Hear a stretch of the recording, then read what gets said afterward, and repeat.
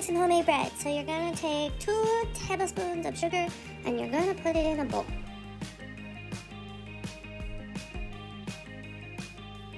Okay, and then you're going to take some really warm water and add it to the bowl and mix it all together. Make sure that it's really warm.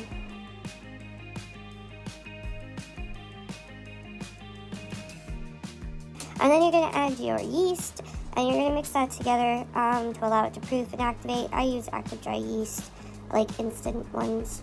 And it has to become like foamy, and that's how you know it's done. If it doesn't become foamy, then that means that there's something wrong with your yeast, or your water wasn't like warm enough to like activate it. And then you're going to add the rest of the sugar to a bowl, and then you're going to add your salt into the bowl. And then you're going to add your veggie oil.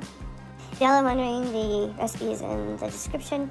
And then you're going to take your yeast and you're going to add that into the bowl, and you're going to mix it all together.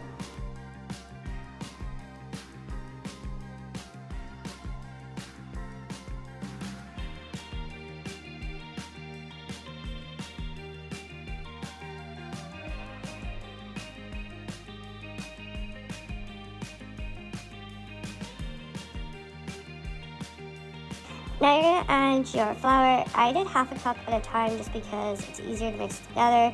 I used a fork at first until it became to the point where I couldn't use a fork anymore. And then I had to use my hands, which I hate absolutely. It's a sensory thing. I hate stickiness on my hands. It's just gross and I can't. Yeah. Anyways, I do it though because I like eating homemade bread. And then after that's done, it's not sticky anymore. You're going to knead your dough. It takes about 7 minutes. Don't over knead your dough because then it won't be soft. And then add oil to a bowl and then add your dough to the bowl and cover your dough in the oil. And then you're going to put a tea towel on top that's warm to allow your dough to rise. This takes about an hour. And then once it's risen, you punch it down and you take it out of the bowl. You knead it again for about a minute. Then you're going to take it out of the bowl and knead your dough.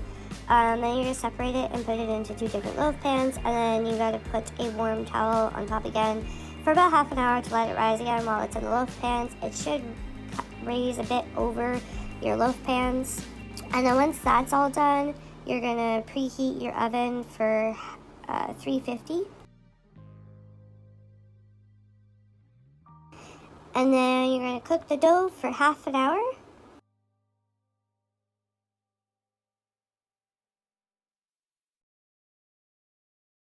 And then it'll come out all nice and brown and good. And my kids said it tasted delicious and just like store bread.